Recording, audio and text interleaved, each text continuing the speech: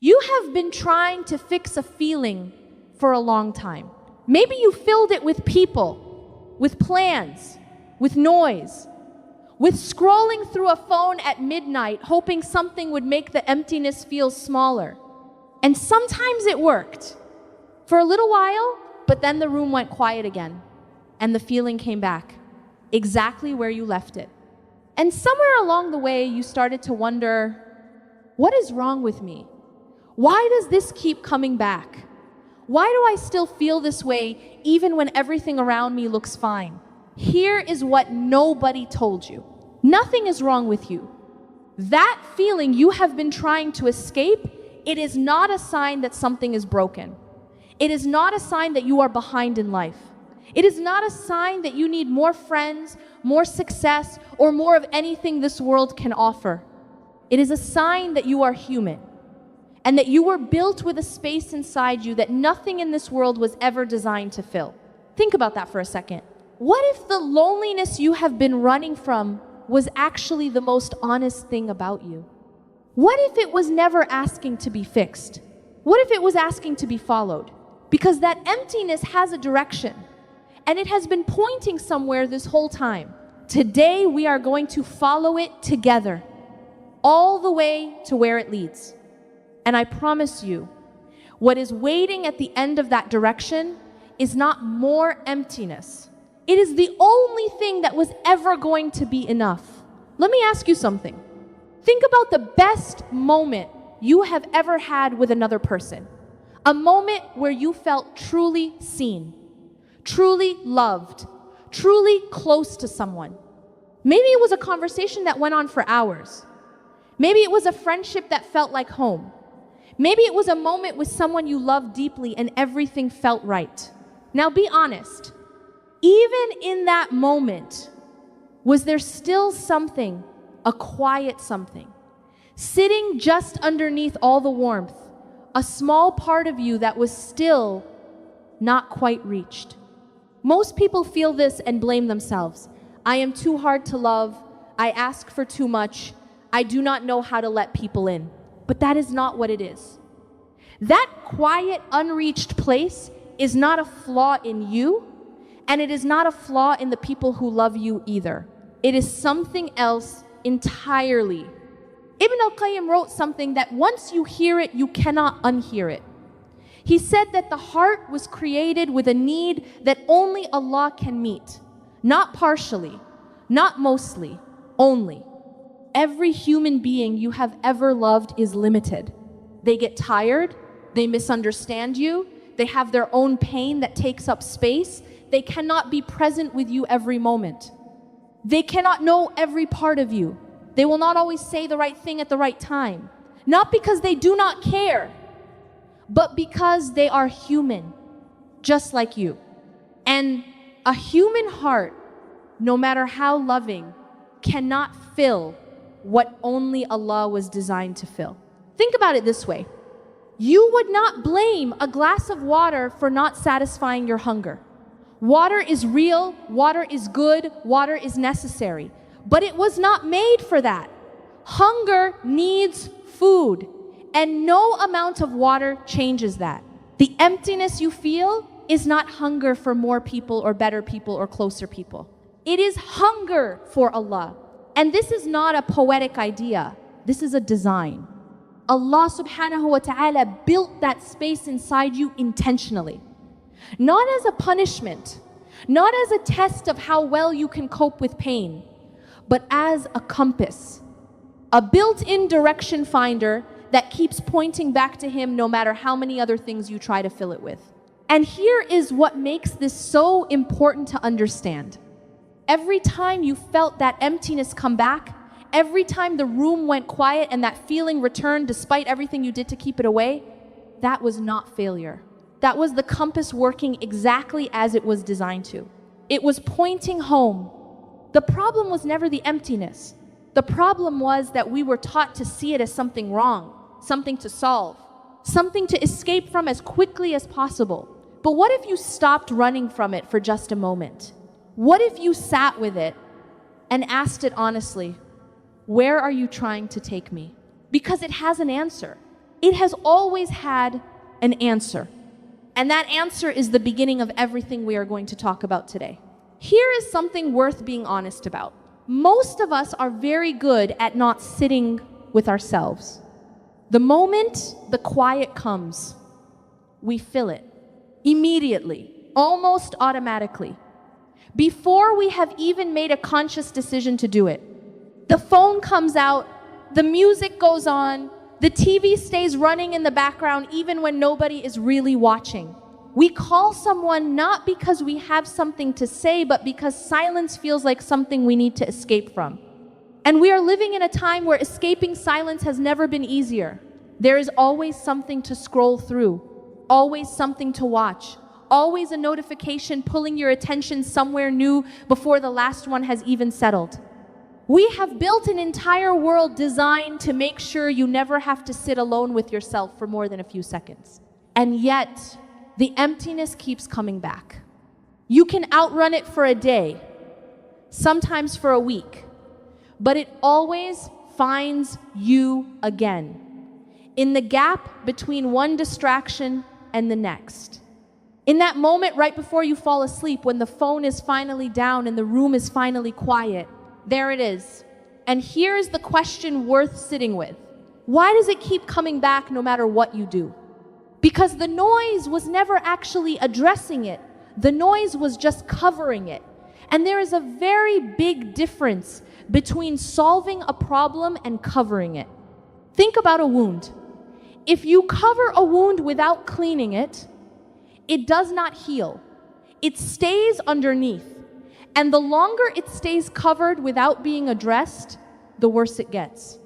The silence is not the wound. The silence is actually the thing trying to get your attention so the wound can finally be addressed. Every time you feel that quiet discomfort creeping in, that is not something going wrong. That is something trying to go right.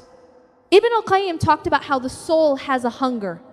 And just like physical hunger, you can distract yourself from it for a while. You can drink water when you are hungry and feel slightly better temporarily. You can keep yourself busy enough that you stop noticing the hunger for a few hours. But the hunger does not go away, because distraction is not nourishment. And the soul that is constantly distracted but never nourished becomes a very tired soul. You may have felt this without having the words for it. That specific kind of tired that sleep does not fix. That specific kind of empty that a good day does not fill. That specific feeling of going through your life and doing all the right things and still feeling like something essential is missing. That is not depression necessarily. That is not ingratitude. That is spiritual hunger that has been mistaken for a problem to solve rather than a direction to follow. And here is what makes this generation particularly vulnerable to it. We have more access to distraction than any generation before us, and simultaneously more reported loneliness than any generation before us. That is not a coincidence. The more we fill the silence with noise, the louder the silence becomes when the noise finally stops. Because the soul does not give up. It keeps asking. It keeps sending the signal. It keeps bringing you back to that quiet place because it knows something your busy mind keeps forgetting. The answer is not out there in the noise. It never was. So what happens when you finally stop running? When you put the phone down and let the silence be what it is? That is exactly what we are going to talk about next. Before the revelation came, there was a cave. The Prophet Muhammad ﷺ did not wait for the revelation inside a busy market. He did not receive it surrounded by people and noise and the activity of daily life. He went to a mountain, he climbed to a cave called Hira, and he sat alone, not once, not twice, for extended periods of time, repeatedly, before anything was revealed, before he knew what was coming, before there was a mission or a message or a community to build. He simply went and he sat and he was alone with his Lord. Think about what that means. The greatest human being who ever lived, the one whom Allah chose above all of creation to carry His final message, prepared for that mission, not in a crowd, but in solitude. That was not accidental. That was instruction. There is a concept in Islam called al-khalwa. It means seclusion, chosen aloneness. The deliberate act of withdrawing from the noise of the world to be privately with Allah. And the scholars of Islam did not treat al-khalwa as something reserved for prophets or for people with a special spiritual rank. They treated it as a practice, a real, available, necessary practice for any soul that wants to know Allah deeply. Because here is what they understood. You cannot hear a whisper in a crowd, and Allah speaks to the heart in ways that require quiet to receive. Not because Allah cannot reach you in the noise. He can reach you anywhere. But because you cannot hear Him when every other voice is competing for your attention. The capacity to receive what Allah wants to give your heart, that capacity requires stillness. And solitude is how you build it. Now here is what most people misunderstand about being alone. We have been taught to see aloneness as something that happens to you. Something that means you are not wanted, not chosen, not loved. A sign of failure in your relationships or your personality or your life. But al-khalwa reframes all of that completely. Chosen solitude is not aloneness that happens to you. It is aloneness that you walk toward on purpose because you understand what is available in that space that is not available anywhere else. Think about the cave again. The Prophet ﷺ climbed that mountain willingly. Nobody sent him there. Nobody told him to go. Something in his heart called him upward and inward, away from the noise, toward the quiet, toward Allah. And it was in that chosen quiet that everything began, not just for him. This pattern runs through the entire history of those closest to Allah. Musa alayhi salam received revelation in the silence of the desert. Maryam alayhi salam withdrew from her family into seclusion before the greatest miracle of her life was given to her. Again and again throughout the Quran, the moments of divine closeness come in the moments of chosen withdrawal from the world. This is not coincidence. This is a pattern worth paying attention to. So what does this mean for you practically? It means that the quiet moments you have been dreading, the evenings alone, the mornings before anyone else wakes up, the long stretches of time without company, those are not punishments. Those are invitations. Every moment of solitude in your life is a small cave waiting for you to climb into it. Not to sit with your loneliness, but to sit with Allah. The difference between those two things is everything. Sitting with your loneliness means turning inward toward your own pain, your own thoughts, your own fears. The mind circles, the worry grows, the emptiness expands. But sitting with Allah in your solitude is something completely different.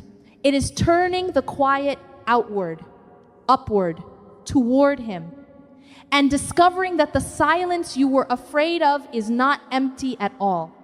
It was full of Him the entire time. You just needed to stop filling it with other things long enough to notice. So you are alone. The noise is off. The phone is down. The room is quiet. Now what? This is where most people get stuck. Because we have been taught that talking to Allah looks a certain way. Specific words, specific times, specific postures. And all of those things are real and beautiful and important. But there is another kind of conversation that does not get talked about enough. The unscripted one, the one that does not start with the right Arabic phrase or the correct opening. The one that starts with, Ya Allah, I am tired. Or Ya Allah, I do not even know what to say right now. Or simply, Ya Allah, I am here. That conversation. That one is available to you right now in whatever state you are in, with whatever words you have, or even without words at all. The Prophet ﷺ told us that Allah is with His servant as long as His servant is with Him. Not as long as His servant is perfect. Not as long as His servant has the right words. As long as His servant is with Him. Presence. That is what Allah asks for. And presence does not require eloquence. It requires honesty. Think about the du'as in the Quran. Really think about them. Ayyub alayhi salam, after years of devastating illness and loss, turned to Allah and said simply, harm has touched me, and you are the most merciful of the merciful. That was it. No long speech, no elaborate request, just a completely honest statement of where he was and who Allah is. And Allah responded. Yunus alayhi salam, in the darkness of the whale, in one of the most desperate moments any human being has ever faced, said, there is no God except you. Glory be to you. Indeed, I have been of the wrongdoers. Not a perfectly structured supplication, a raw, honest acknowledgement. I was wrong, you are God, I am here. And Allah responded. Do you see the pattern? The conversations that moved Allah's mercy were not the most polished ones. They were the most honest ones. And this is what I want you to understand about your own solitude. You do not need to arrive at your quiet moments with anything prepared. You do not need to have it together. You do not need to feel spiritual or focused or worthy before you begin. You just need to begin. Open your mouth or open your heart and just talk to Him. Like you are talking to the only one in the universe who already knows everything you are about to say and loves you anyway. Because that is exactly what He is. Tell Him about the loneliness. Tell Him it has been hard. Tell Him about the specific person you miss, or the specific situation that is weighing on you, or the specific fear that visits you at night when everything is quiet. He already knows. But there is something that happens in the telling. Something that shifts when you stop carrying it silently and start handing it over out loud. The bag gets lighter the moment you stop pretending it is not heavy. And here is something beautiful that Ibn al-Qayyim wrote about dua in solitude.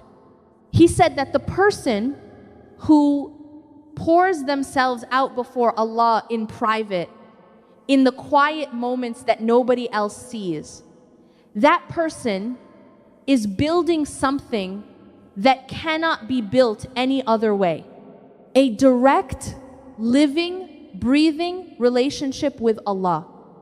Not inherited, not performed, not dependent on being in the right building at the right time surrounded by the right people. Personal, private, real. And that relationship, once it is real, becomes the thing you carry with you everywhere.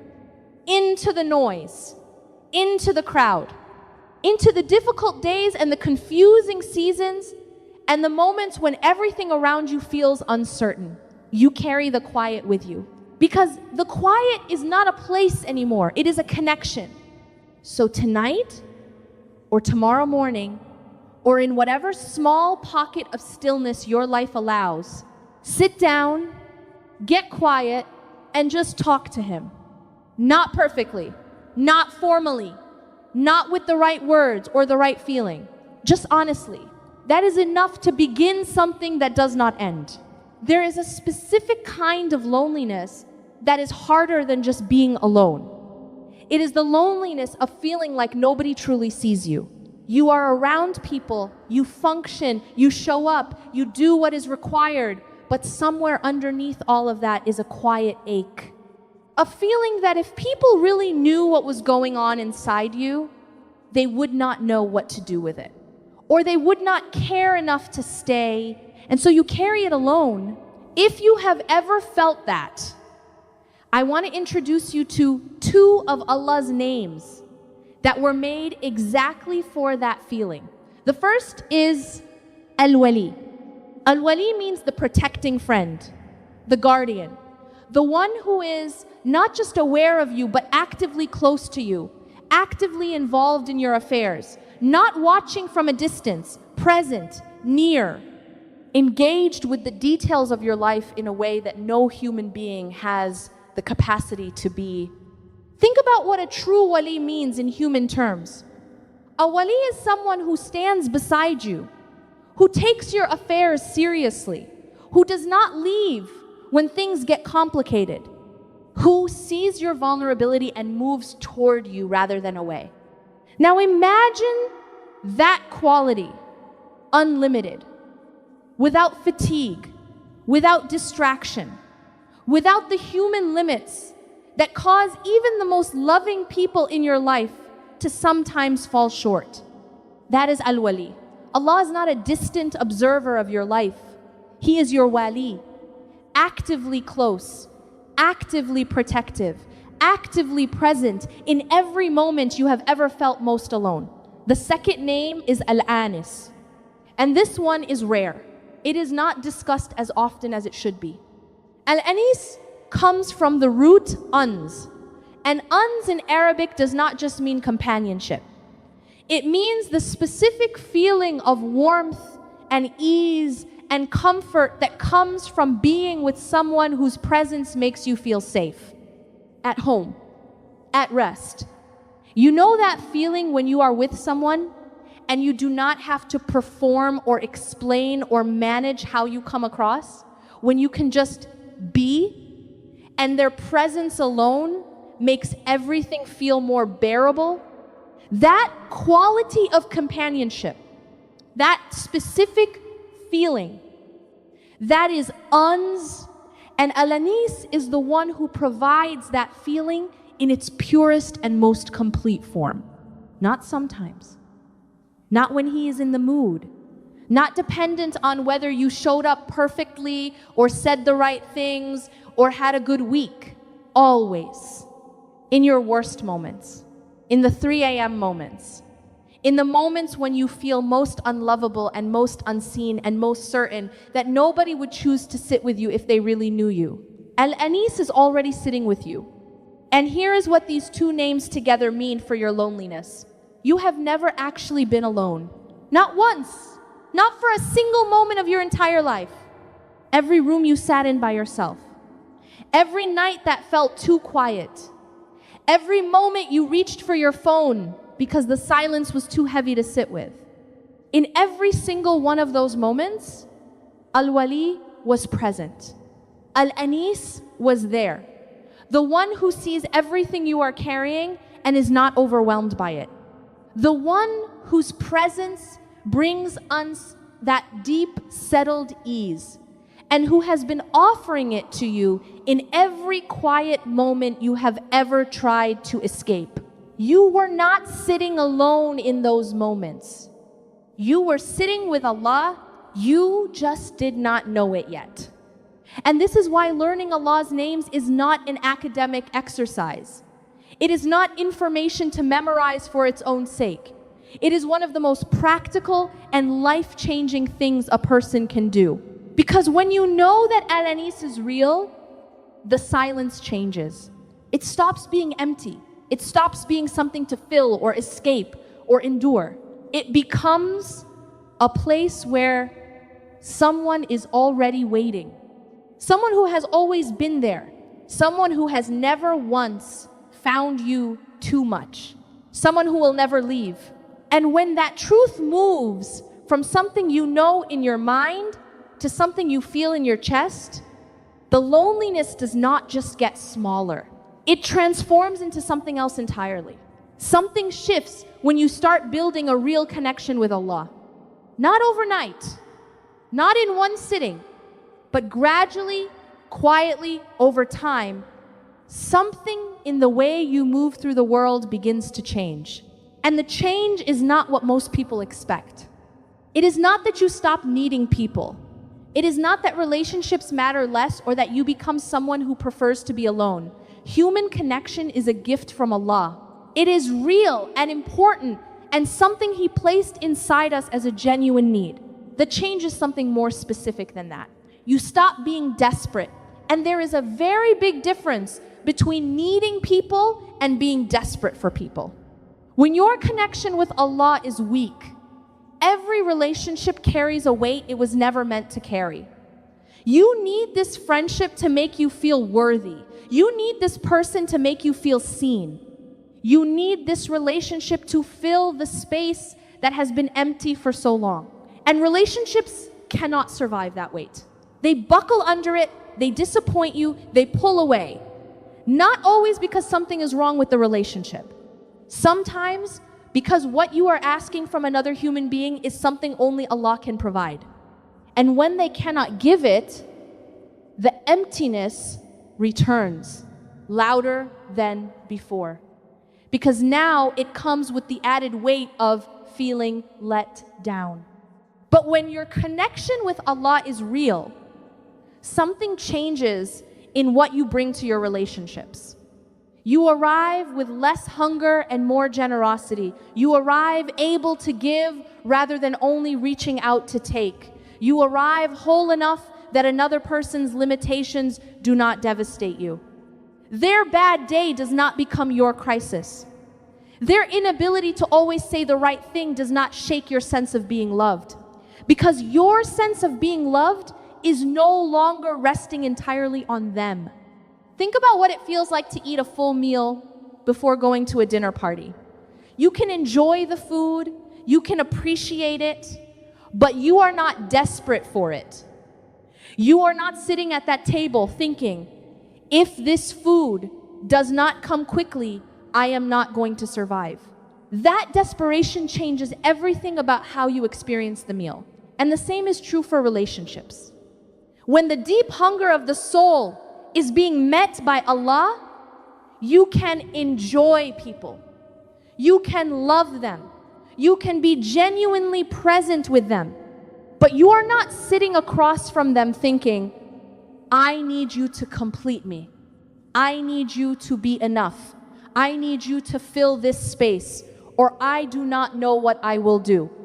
That shift from desperately needing to freely giving, that is one of the most beautiful things that a strong vertical connection produces. There is a line that has been attributed to one of the early scholars of Islam. He said, I feel such delight in my relationship with Allah that I would feel sorry for the kings and their children if they knew what I had. Read that again slowly. Not, I tolerate my life because I have Allah. Not, I manage my loneliness because of my faith. Delight. Such delight that he felt sorry for people who did not have access to it. That is not spiritual performance. That is what happens to a heart that has found its real source. And from that place, relationships become something completely different. They become one of the ways you experience Allah's generosity rather than one of the ways you try to fill what only He can fill. You stop looking at people as sources and you start seeing them as gifts. And gifts you receive with gratitude. You enjoy without clinging. You appreciate without making them carry the weight of your entire emotional survival. That is a free way to love people. And it only becomes available when the connection above is real. Because a heart that is full loves differently than a heart that is starving. And that fullness is exactly what we have been building toward this entire time. There is a question worth asking now. If solitude is where the connection is built, what happens when the solitude ends? Because it always ends. The quiet morning gives way to a busy day. The private conversation with Allah gets folded back into the noise of real life. The school run, the work meeting, the family group chat, the 100 small demands that fill every ordinary day. Does the stillness just disappear when the world comes back in? Not if you have been building it the right way. Because the stillness we are talking about is not a place you visit and then leave behind. It is something that starts in solitude and then slowly over time begins to travel with you. Think about someone who spent real time near the ocean. Not a day trip, real time. Weeks of waking up to the sound of water, of feeling the rhythm of the tides, of letting that pace settle into their body. When they come back to the city is the same. The noise is the same. The pace is the same. But something in them is different. They carry a different rhythm inside them now. And that rhythm changes how they respond to everything around them. They are not as easily rattled, not as quickly swept up in the urgency of every small thing. Something in them has been calibrated to a slower, deeper frequency. That is what consistent time with Allah does to a heart. It calibrates you, not to the frequency of the world around you, to something slower, deeper, more real. And you carry that calibration back into everything. You carry it into your conversations. The way you listen changes. You are less reactive, less consumed by the need to be understood or validated in every exchange. You can be fully present with another person because you are not secretly using the conversation to fill something in yourself. You carry it into your difficult moments. When something goes wrong, and things will always go wrong, your first instinct begins to shift. Instead of spiraling immediately into panic or reaching for a distraction, something in you pauses first, turns inward, turns upward, returns to the place where you have already learned that stillness lives. You carry it into your relationships. The people around you begin to feel something different from you without being able to name exactly what it is. You become someone people feel safe with, not because you have all the answers, but because you are not drowning yourself. A person who is not drowning is the only kind of person who can genuinely help someone else stay above water. And you carry it into your hardest days, the days when the loneliness comes back. Because it will come back sometimes. That is human. That is honest. But here is what changes. When the loneliness comes back to a heart that has built a real connection with Allah, it does not feel like abandonment anymore. It feels like a familiar tap on the shoulder, a gentle reminder, come back. You have been out in the noise for a while. Come back to the quiet. Come back to the conversation. Come back to where you know you are seen and held and never alone. And instead of running from it, you know what to do with it. You follow it back to the stillness, back to the quiet, back to Allah. And every time you make that return, the connection deepens. The calibration settles further in. The stillness becomes less something you have to seek and more something you carry. Until one day you realize something. The loneliness that used to feel like a wound has become a compass. It still points, but now you know where it is pointing. And you are no longer afraid of the direction. You are grateful for it. Because every time it calls you back to Allah, you go. And every time you go, you find exactly what you needed. Exactly what was always there, waiting. We have come a long way today. But let me leave you with just 3 things, simple ones, worth carrying with you. The first, the emptiness you have been trying to fix is not a flaw. It is a compass. It was designed by Allah to point back to Him, and every time it brought you to your knees, it was doing exactly what it was made to do. The second, you have never been alone, not once. Al-Wali was beside you. Al-Anis was with you. In every quiet room, in every long night, in every moment you felt most unseen. He was there. He has always been there. The third, the stillness you find with Allah is not something you leave behind when the world comes back in. It travels with you. It changes you. And slowly, it changes how you love, how you listen, and how you move through everything. You do not have to be perfect to begin. You do not have to have the right words. You do not have to feel ready. You just have to turn toward Him, honestly, right now, exactly as you are. That is enough. And before we close, let me make dua for you, for me, for every heart that came here carrying a loneliness they did not know what to do with. Ya Allah, you are Al-Wali. You are Al-Anis. You are the one whose presence fills every silence and whose closeness needs no distance to cross. Ya Allah, for every moment we spent feeling alone when you were right there, forgive us for not knowing and draw us closer now. Ya Allah, teach our hearts to follow the emptiness instead of running from it. Let every moment of loneliness become a turning point, a step back towards you, a reminder of where we truly belong. Ya Allah, make the quiet feel safe to us. Make solitude feel like a gift. Make our private moments with you the most real and most cherished moments of our day. Ya Allah, for the hearts that are heavy right now, the ones carrying pain